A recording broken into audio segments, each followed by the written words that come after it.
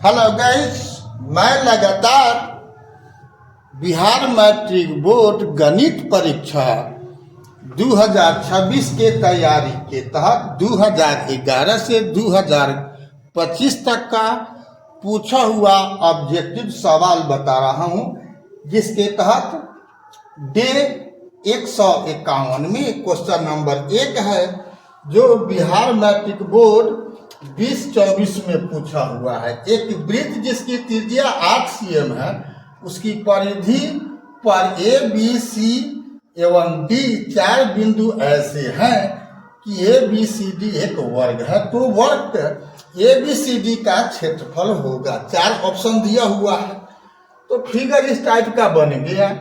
ये त्रिज्या दिया हुआ है और ये 4 बिंदु दिया हुआ है, तो इसको मिला देंगे तो ये क्या हो जाएगा, इस वर्ग का ए बी सी डी का वह विकर्ण हो जाएगा। तो चूंकि यह वर्ग है का चारों भुजा बराबर होगा, इसको ए या इसको ए मान लो, तब क्या होगा, यहाँ ए स्क्वायर प्लस ए स्क्वायर बराबर 16 स्क्वायर हो जाएगा। कौन नियम से? समकोण त्रिभुज में लंब स्क्वायर प्लस आधार स्क्वायर बराबर कर्ण स्क्वायर के हिसाब किताब से। तो क्या हो गया, 2a स्क्वायर बराबर होगा 16 गुना 16, तो ए स्क्वायर बराबर क्या होगा 8 गुना 16 यानी 128, और ए स्क्वायर मतलब ये वर्ग का भुजा, तो वही होता है वर्ग का क्षेत्रफल। ये बराबर हो जाएगा वर्ग का क्षेत्रफल, इसमें 128 है, आंसर हो गया डी। अगला सवाल देखते हैं। सवाल नंबर 2 है, ये बिहार मैट्रिक बोर्ड 2020 में पूछा हुआ था। तो जो 1 नंबर सवाल बना है वही सवाल ये भी है, लेकिन प्रश्न थोड़ा देखने में उससे और छोटा हो गया। 8 cm त्रिज्या वाले वृत्त के अंतः वर्ग का क्षेत्रफल, यानी सब कुछ सवाल वही है, ये 8 है, तो इस वर्ग जो बन रहा है इसका क्षेत्रफल ज्ञात करना है। तो 128 अभी निकाल के बताए हैं, सेम टू सेम वही चीज है। ठीक है। क्वेश्चन नंबर 3 है, यदि कोण P डिग्री त्रिज्या R वाले वृत्त का कोण हो तो त्रिज्याखंड का क्षेत्रफल होगा pi R square P by 360। Answer B, यही सूत्र होता है। आपको किताब में लिखाया गया होगा, सभी बताए होंगे थीटा, पी के जगह पर थीटा, तो पाई आर स्क्वायर थीटा बटा में 360 होता है। यहाँ पी है तो पी हो गया। अगला सवाल देखते हैं।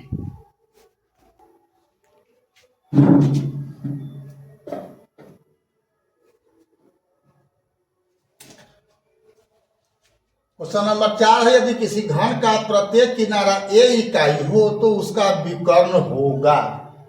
ये पूछा हुआ है 2022 में। कब? 2022 का सवाल है। तो घन का विकर्ण होता है √3 इंटू भुजा, यानी यहाँ पर ए दिया हुआ है, तो ये √3 इंटू ए होगा आपका, मतलब कि उसका विकर्ण √3 इंटू ए होगा घन का विकर्ण। अगला और लास्ट सवाल देखते हैं।